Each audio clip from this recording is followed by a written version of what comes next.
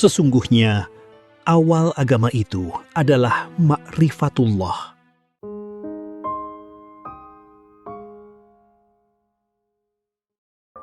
Ada seorang filosof di zaman Yunani dulu, ditanya oleh orang, "Bapak filosof, kenapa Tuhan itu memberi harta orang yang bodoh lebih banyak daripada orang yang pintar?" Kata raja, "Andaikan aku bagi uang modal per kepala," kurang enak ini ya udah dari tadi ya, andaikan saya kasih modal per kepala 100 juta, saya kasih kesempatan yang sama, kemudahan yang sama, nanti di penghujungnya tetap ada dua kelompok, ada yang berhasil, ada yang gagal, ada yang kaya, ada yang miskin. Kita lihat sehari di sini banyak orang pinter tapi bus di perguruan tinggi aja lah, dosennya pakai motor, mahasiswanya pakai mobil. Ada nggak? Ada. Itu orang lain. Diri kita sendiri, kita seringkali, di mana kesalahan saya untuk mengerjakan satu pekerjaan saja selalu menghadapi kesulitan. Sampai starter mobil juga akinya mati lagi, nanti banyak kempes lagi, di tengah jalan nyerempet orang lagi. Nagih juga orang nggak bayar. Tapi ada orang kok hidupnya mulus-mulus saja. Nagih dapat, utang dapat, dagangan laris, badannya sehat saja. Yang ini tiap bulan ke rumah sakit. Ada apa sesungguhnya? Itulah namanya yang orang yang hidupnya mulus, semuanya serba mudah. Itu orang yang diberi kemudahan oleh Allah Subhanahu wa ta'ala. Yang usaha apa saja sulit semuanya, selalu gagal semua. Ada enggak? Nanam padi berulang-ulang gagal terus. Nanam lagi kena kelowor, nanam lagi kena keong emas, nanam lagi kena banjir, nanam lagi kekurangan air, nanam lagi sundep, nggak pernah jadi. Ada orang yang tangannya nanam apa saja jadi. Berarti orang itu mendapat kemudahan. Nah, kemudahan ini yang disebut dengan taisiril umur. Ya, segala urusan dimudahkan. Ada hal yang memang dengan sendirinya dia mendapat kemudahan, ada lagi yang memang perlu mendapatkan rekomendasi. Kalau orang itu sudah kenal dengan bupati, proposal apapun dia datang sendiri, kan gitu, lalu disetujui oleh Bapak Bupati. Tapi ada yang tidak kenal, datang kepada saya, "Buya, tolong dong dikasih rekomendasi." Oke, saya baca proposal, oh bagus ini untuk kepentingan masyarakat. Saya tulis di akhir di halaman pertama, kepada yang terhormat Bapak Bupati, mohon yang bersangkutan diberi kemudahan. Apa yang terjadi? Karena ada tanda tangan saya, proposal itu langsung dijawab, dan bahkan bupatinya telepon, "Buya, siap, saya bantu." Menghargai rekomendasi saya itu. Nah, di sini makanya ada masalah. Bolehkah kita dalam beragama minta rekomendasi? Ini menjadi persoalan yang tidak pernah sepakat. Rekomendasi ini bahasa Arabnya tawasul. Jadi kita bukan minta sama wali, bukan, minta sama Allah. Cuman karena merasa dirinya banyak dosa, belum kenal Allah, maka dia minta rekomendasi kepada waliullah yang sudah kenal Allah. Kan begitu, boleh nggak? Ada yang bilang bid'ah kok, harus langsung saja. Ya, karena ini firman Tuhannya, ud'uni astajib lakum, mintalah kepadaku akan kukabulkan. Ini perang dalil. Jadi artinya bahwa tawasul itu harus kita maknai adalah meminta rekomendasi kepada seseorang yang dianggap dekat dengan Allah, bukan meminta kepada manusia. Jadi begini, meminta kepada Allah, meminta kepada manusia. Komitmen kita awal, kita sudah pernah menandatanginya kontrak monoloyalitas, bahwa kita bekerja hanya untuk Allah dan kita hanya minta pertolongan kepada Allah. Bunyinya iyyaka na'budu wa iyyaka nasta'in. Setuju. Tetapi ketika kita ingin bangun masjid, boleh nggak minta tolong sama tukang? Ini dibedakan, minta kepada Allah, minta kepada tukang. Kalau minta kepada sesama, ini sifatnya resiprokal, ada imbal balik. Tukang perlu uang, saya perlu tenaga, betul nggak? Temboknya dipasang, saya bayar, itu nggak ada masalah. Jangan berharap ada tukang suruh pasang batas kemudian tidak dibayar. Kalau minta kepada Allah itu namanya permintaan yang sifatnya masuk dalam wilayah ubudiyah, penghambaan kita kepada Allah. Dan Allah menyuruh kita dan kita minta, Allah tidak pernah minta imbalan apapun. Itu bedanya. Jadi ketika kita ini belum kenal sama Allah, maka secara logika bermasyarakat ya bisa saja orang itu minta rekomendasi, Pak Kiai tolong doakan saya, mudah-mudahan istri saya sembuh. Boleh nggak? Saling mendoakan itu sudah menjadi syariat kita. Masa nggak boleh? Kalau sholat kita berdoa nggak? Allahumma gfirli wali walidaya wali jamil muslimina wal muslimat, betul nggak? Kita saling mendoakan. Maka ketika ada orang minta didoakan, saya doakan. Dan nanti ketika dikabul doa itu, Allah yang mengabulkan, bukan saya. Ini yang jadi persoalannya. Nah makanya disitulah kita ada doa namanya taisirul umur, minta kepada Allah supaya diberikan kemudahan. Kira-kira dagangan laku, sekolah lancar, betul nggak? Apalagi bangun ya alhamdulillah sampai selesai, semuanya gampang. Ya, kita lagi membangun sesuatu kurang dana, boro-boro minta, orang nawarin, Pak Haji apa yang bisa saya bantu, semuanya menjadi mudah.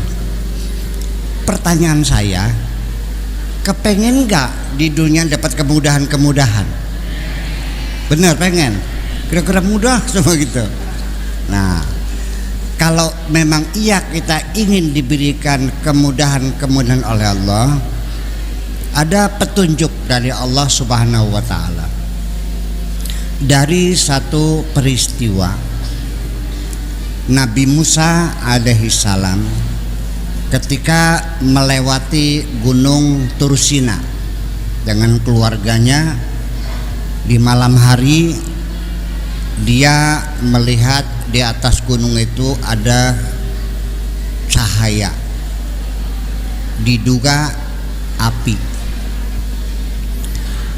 Itu sedang musim dingin, sehingga kata Nabi Musa, tinggallah engkau di sini, saya akan naik gunung dulu, itu ada api, barangkali saja bisa membuat api unggun buat bikin anget sama kita ini semuanya. Naiklah ke atas gunung itu. Di tengah dia naik gunung ada suara yang memerintahkan supaya buka sendal. Ikhla'na alaika innaka bilwadil muqaddasi tuwa. Lepaslah sandalmu hai Musa, karena engkau sekarang ada di lembah yang suci.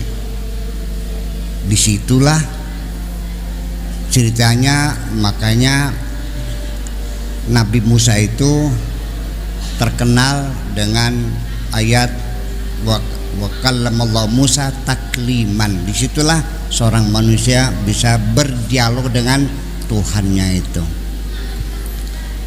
Salah satu dialognya, Tuhan bertanya, wa ma biyaminika ya Musa. Dialog, wahai Musa, apa yang kau pegang di tangan kananmu itu? Qala hiya asaya. Dijawab oleh Nabi Musa, ini adalah tongkatku. Atawakkau 'alaiha, saya pakai buat tetekan saya. Wa ahussu biha 'ala ghanami, dan juga untuk menggiring-giring kambing. Wali fiha ma'aribu ukhra, dan juga untuk kepentingan yang lainnya. Barangkali ada ular ya bisa buat ular. Lalu kata Allah, alqiha ya Musa, lemparkan. Apa itu? Ini tongkat buat ya tetekan, apa tetekan doh, buat tetekan, buat menggiring-giring kambing dan yang lain-lainnya. Lemparkan. Alqiha ya Musa, lemparin. Fa idza hiya hayyatun tas'a, tiba-tiba menjadi ular dan bergerak. Nabi Musa merasa ketakutan, tongkatnya itu tiba-tiba menjadi ular. La takhaf, jangan takut. Khudha, ambil lagi. Sanu'iduha siratahal ula, akan kami kembalikan menjadi tongkat lagi. Ya, linuriyaka min ayatina, ini akan kami perlihatkan ayat-ayat kami, wa ayatan ukhra, dan ayat-ayat yang lainnya. Nanti kami akan berikan ayat-ayat yang lainnya, kesaktian yang lainnya. Termasuk juga setelah itu, wabdum yadaka ila janahika takhruj bayda, kempitlah tanganmu di ketiakmu, tiba-tiba menjadi bercahaya. Setelah itu apa? Idhab ila fir'auna. Nah, sekarang kamu sudah aku berikan kesaktian. Sekarang tugasmu idhab ila fir'auna innahu tagha. Jangan sembarangan. Nabi Musa disuruh menghadap Fir'aun untuk memperbaiki Fir'aun, karena dia telah berbuat durjana. Dia diktator yang menindas rakyatnya. Pergilah sana, hadapi. Kira-kira takut enggak? Fir'aun itu wibawanya luar biasa. Kalau sekelas kita ini ngadep Fir'aun pada waktu itu, baru dibentak saja udah pingsan kamu nih. Iya, saking berwibawanya. Nah, disitulah ayat ini yang sekarang ingin saya sampaikan sebagai metode bagaimana supaya kita diberi kemudahan oleh Allah. Kenapa demikian? Karena ini tugas yang sangat berat sekali. Ya, menghadapi seorang raja yang diktator, main tewak aja, main bunuh saja. Kalau bunuh tuh dicincang, tangan kiri potong, tangan kanan, kaki kanan potong. Kalau tangan kanan dipotong, yang kaki kirinya kaki kiri, sehingga nggak bisa pakai tetekan. Kalau kanan masih bisa jalan pakai tetekan. Kalau disilang nggak bisa. Sampai seperti itu. Jadi ini tugas yang sangat luar biasa. Nah, Nabi Musa siap pasti. Tetapi di situ dia minta petunjuk dari Allah. Setelah diberi berbagai perlengkapan berupa kesaktian, tongkat bisa jadi ular, ya kan, tangan bisa bercahaya dan lain sebagainya, masih takut juga. Nah, inilah maka doa Nabi Musa ini, Bismillahirrahmanirrahim, Rabbis rahli sadri. 1. Wa yassirli amri. 2. Wahlul 'uqdatam min lisani. 3. Ya kan? Kemudian yang ketiga, yafqahu qawli. Terus yang keempat,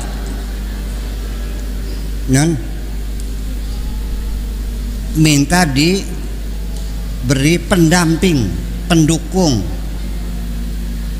ya, Haruna akhi.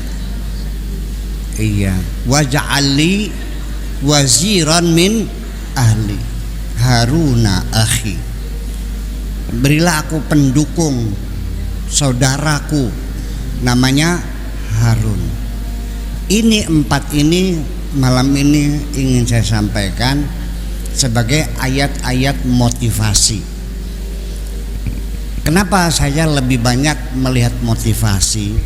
Karena di dalam Al-Quran itu semuanya isinya motivasi, membuat kita menjadi membangun persaudaraan, membangun kesetaraan, membangun semangat hidup, saling mencintai. Itu zaman sekarang sudah jarang dikorek-korek, ditinggalkan semuanya.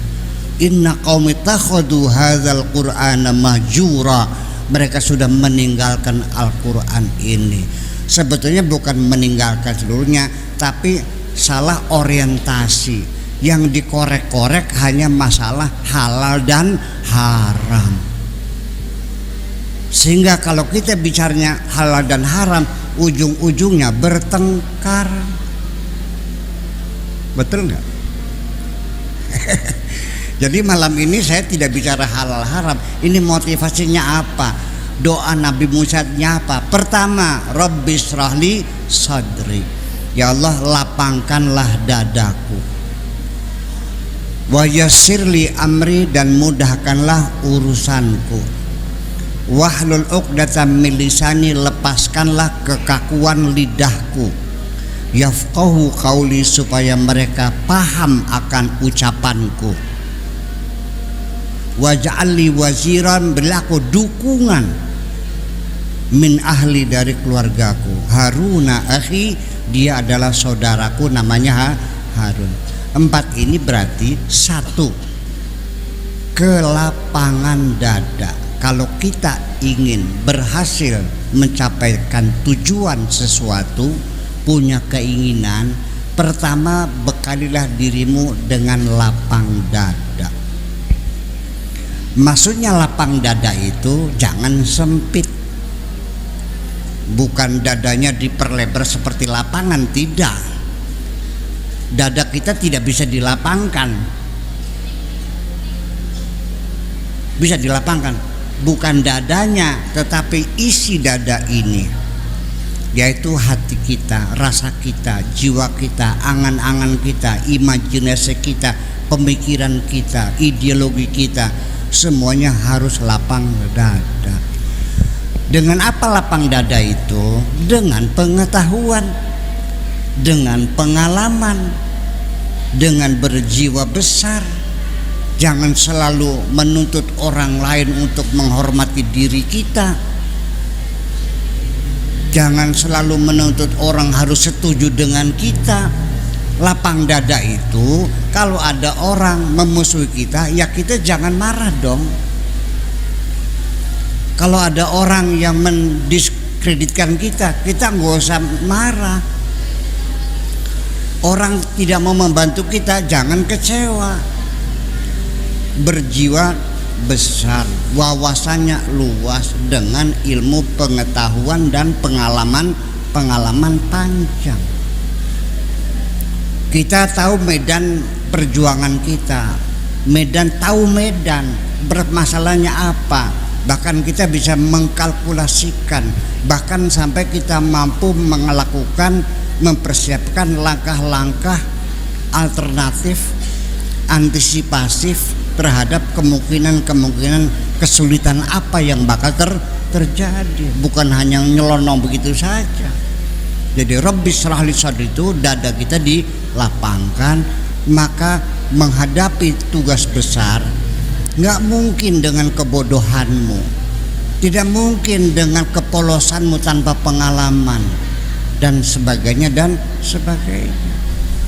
Sebetulnya dunia ini ada yang lapang, ada dunia yang sempit. Sebetulnya bukan dunianya yang lapang dan sempit, tapi dadamu. Ada orang yang dadanya lapang, ada yang dadanya sempit.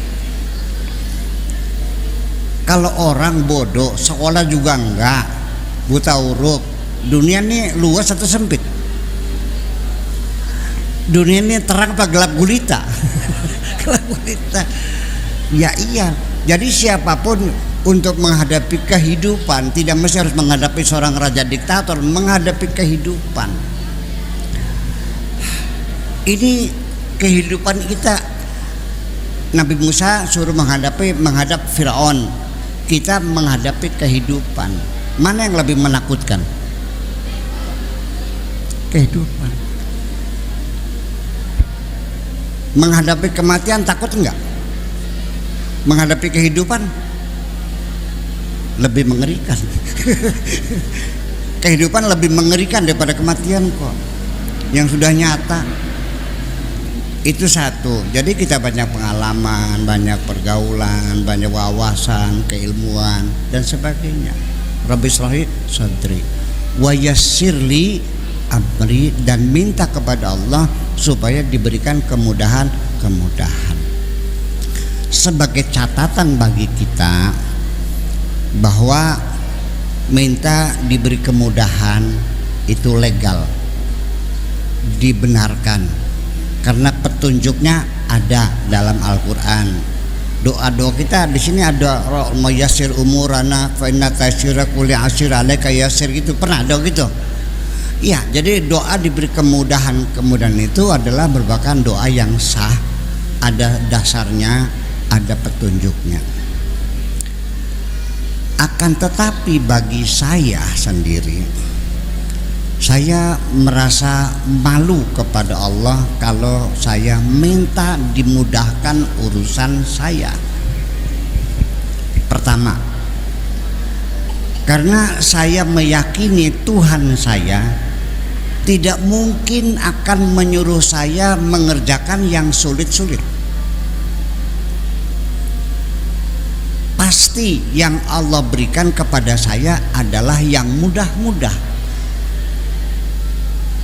yang kira-kira pekerjaan itu bisa saya lakukan. Tidak mungkin Allah menyuruh saya di luar kemampuan saya. Ada dalilnya enggak? Ada dalilnya enggak? La yukallifullahu nafsan illa wus'aha. Kalau kita sudah begitu, ngapain saya harus minta dimudahkan? Udah terima aja lah, nggak usah minta dimudahkan. Tapi dia kan bisa minta, oke. Kalau saya disuruh minta boleh, tapi saya tidak akan minta dimudahkan oleh Allah. Saya siap menerima tugas apapun. Yang saya minta bukan urusannya dimudahkan, tapi yang saya minta supaya saya diberi kekuatan untuk menyelesaikan semua pekerjaan saya.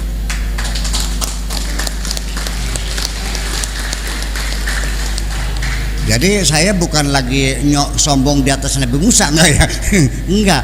Silakan dia berkeyakinan, aku juga berkeyakinan, kan begitu. Dia nabi, saya mah kiai kampung gitu. Tetapi saya lebih senang mengatakan berilah aku kekuatan supaya aku bisa menyelesaikan semua pekerjaan yang aku berikan kepada itu. Jadi nanti persoalannya nanti secara psikologis yang menyebabkan masalah itu sulit sebetulnya itu dicipta oleh kita sendiri dalam alam imajinasi kita, bahwa itu kelihatannya sulit karena kita tidak yakin bahwa pekerjaan itu akan selesai. Timbullah kecurigaan, bisa nggak ya, sampai akhirnya kalau di bahasa Jawa mah hitung tai lutung ya, sampai ngitungnya hari apa, jam berapa, naktunya berapa, ya kan gitu. Terus ngitung-ngitung anak caraka data sawala pada jayana maka batanga lagi Sri Lungudunya Larapati sampai tokek dihitung. Kalau malam Jumat ada bunyi tokek dihitung, Pak. Tokek rejeki, tokek belai, tokek rejeki, tokek belai.